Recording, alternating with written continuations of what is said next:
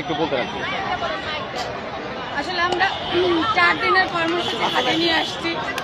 Even আমরা 6531 জন এখনো আইনের প্রতি বিশ্বাসী যে কেউ কোনো একটা কুচক্র আমাদের রায়টা বাতিল করে দিয়েছে অবৈধভাবে, কিন্তু আমরা এখনো বিশ্বাসী যে সুপ্রিম কোর্টে আমাদের যে শুনানি এখানে আমরা আমাদের নিয়োগটা ফিরে পাবো এবং বর্তমান সরকার ডক্টর মোহাম্মদ ইউনূস স্যার আমাদের বিষয়টা 2 তারিখের মধ্যেই সমাধান করে দিবে।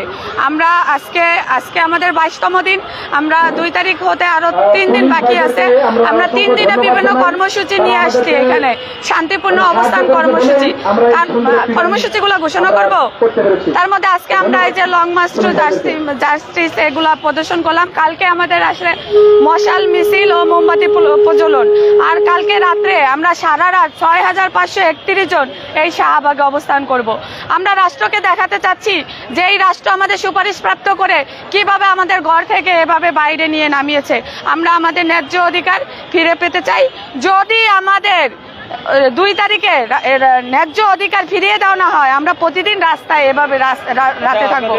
6 তারিখ থেকে কর্মসূচি শুরু হয়েছিল, মাঝখানে পুলিশের লাঠিচার্জ, পুলিশের ছত্রভঙ্গ করা হলো, তারপরে যখন এখানে আছেন এই বিষয়টা নিয়ে আসলে উপরের মহল কি দেখছে না বিষয়টা ওইভাবে? না, উপরের মহল থেকে কোনো আশ্বাস বা ভালো মতো কিছু বলা হয়েছিল কিনা? না, উপর মহল তো দেখছে না। আশ্বাস বলতে ওই যে শুধু আশ্বাসই যে তো আমরা নাকি তাদের পরিবারের অংশ আমরা থাকবো, কিন্তু ওই আশ্বস্ততা থেকেই তো আমাদের রায়টা বাতিল করে দিল। তাহলে আমরা কিভাবে বিশ্বাস করব? আমরা কি আদৌ এই আশ্বাস বিশ্বাস করতে পারি? যেহেতু তাদের উপর বিশ্বাস করে আমরা 14 তারিখে মানববন্ধন থেকে বাসায় চলে গিয়েছিলাম, তারপর আমাদের রায়টা যেহেতু বাতিল হয়ে গেছে, আমরা আর আশ্বাসে বিশ্বাসী না। আমরা আশা করছেন যে 2 তারিখে আপনাদের পক্ষে অবশ্যই আশা করছি, যেহেতু 3টা মন্ত্রণালয় সুপারিশ বিচার বিশ্লেষণ করে, যেহেতু আইন মন্ত্রণালয় আমাদের সুপারিশ প্রাপ্ত করার জন্য অনুমতি দিয়েছেন, আমরা বিশ্বাসী আইন মন্ত্রণালয় আমাদের যেহেতু সুপারিশ প্রাপ্ত করেছেন, আইনি কোনো জটিলতা নাই। আমরা আমাদের নিয়োগপত্র হাতে পেয়েছি, আমরা যোগদান নিশ্চিত করবে 2 তারিখে। এবং রাষ্ট্র পরিচালনার কাছে যারা আছেন সকলের কাছে আমার অনুরোধ, আমরা বর্তমান সরকারের মাধ্যমে 6531 জন চূড়ান্তভাবে সুপারিশ প্রাপ্ত হয়েছি। সবাই আমাদের বিষয়টা বিবেচনা করবেন। এইখানে এই সরকার আমাদের সুপারিশ প্রাপ্ত করেছেন, কিছু কুচক্রী মহল এই সরকারকে বিতর্কিত করার জন্য আমাদের রায়টা স্থগিত করে দিয়েছে। আমরা চাই দ্রুততম সময়ের মধ্যে আমাদের যোগদান নিশ্চিত হোক। সবাই চেষ্টা করবেন। ধন্যবাদ।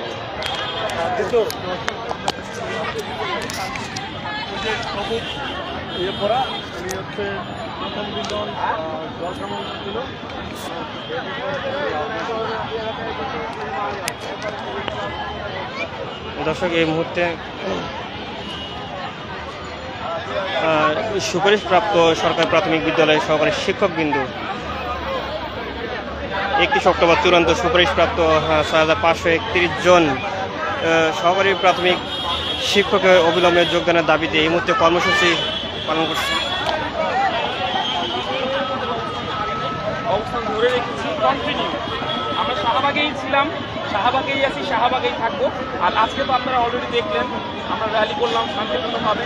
আগামীকালকে আমাদের মশাল প্রজ্বলন এবং মোমবাতি প্রজ্বলন কর্মসূচি ঘোষণা করা হয়েছে শহীদ মিনারে। আপনারা সেখানেও থাকবেন। আচ্ছা, কতদিন থাকবেন আপনারা শাহবাগে?